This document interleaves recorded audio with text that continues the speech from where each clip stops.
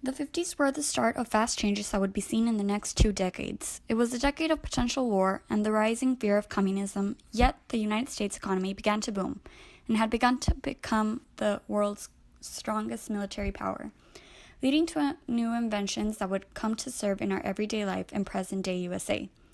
The economy overall grew by 37% during the Eisenhower administration.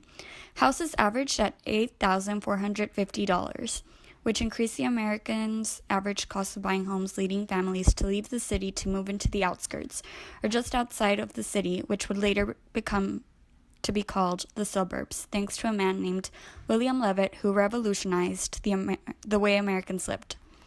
The federal government contracted William to build housing for military veterans, but due to how affordable and quickly the houses were being built, working-class Americans soon rushed to fill up these spaces. Not only were affordable houses the reason to move to the suburbs, but many Americans, especially World War II veterans, sought to live in the suburbia life after coming home from the war.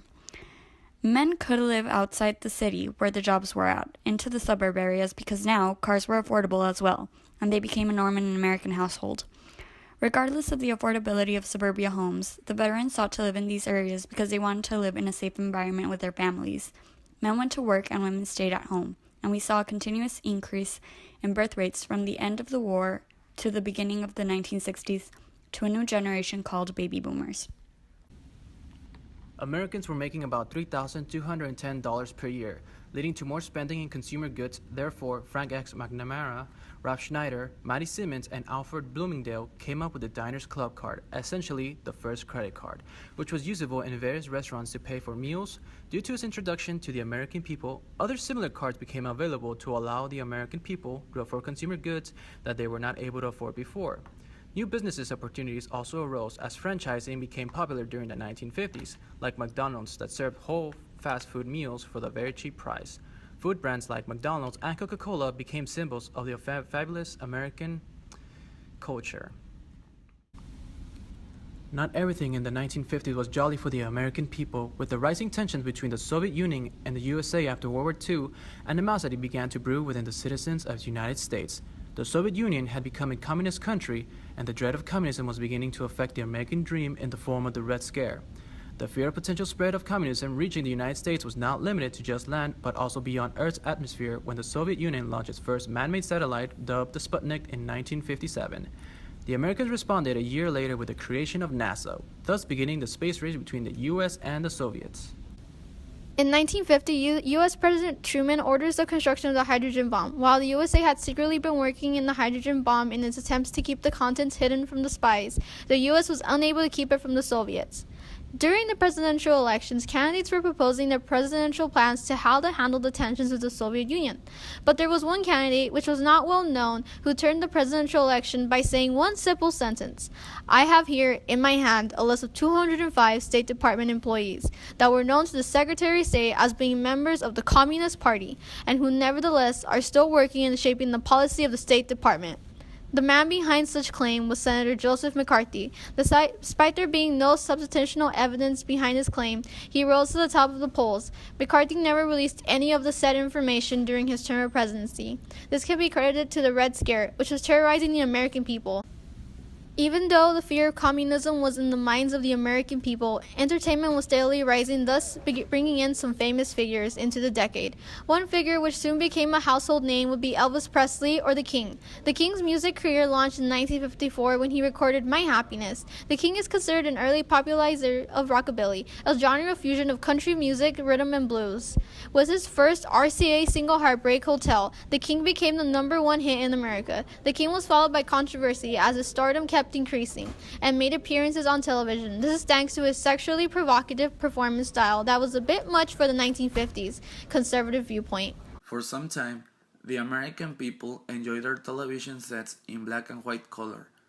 It was not until the early 50s that color television was introduced, with a color commercial being broadcast at 4:35 p.m. on Monday, June 25, 1951. CBS showcased an hour-long program called Premiere to an ad hoc network of 5 stations in New York City, Boston, Philadelphia, Baltimore, and Washington. Those present on the program were Arthur Godfrey, Ed Sullivan, Robert Alda, Faye Emerson, William S. Paley, and Frank Stanton. It will be a slow transition from black and white TV sets to a color TV, as many of the shows being aired during this time were only in black and white. While the American people had some respite from the fear of the Red Scare, there was still trouble brewing in the other side of the globe, primarily focused on Korea. By 1948, Korea was split into two regions at the 38th parallel, with each region claiming rightful reign over the country and would soon escalate into open warfare, with North Korea invading South Korea. By the time the US Army arrived, only one-fifth of South Korea was still standing. Leading a surprise attack, General MacArthur attacked North Korea, which led to South Korea claiming three-fourths of the country. Unfortunately, China came in and pushed the Americans back to the 38th parallel that originally was the border of North and South Korea.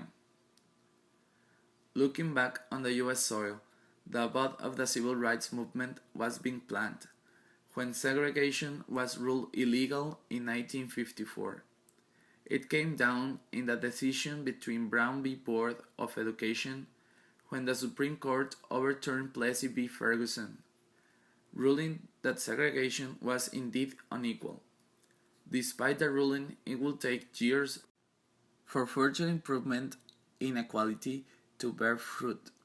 As an example, Rosa Parks was arrested on December 1st, 1955, when she refused to give her seat to a white man on a city bus in Montgomery, Alabama. Her arrest led to the Montgomery bus boycott and is considered the beginning of the modern civil rights movement. While the Western world believed they were free of communistic spread, Fidel Castro took control of Cuba by force in 1959 and became the first communist leader located in the Western Hemisphere, making radical changes in Cuba within his first year in power. Fidel Castro nationalizing industry, collectivizing agriculture, and seizing American-owned businesses.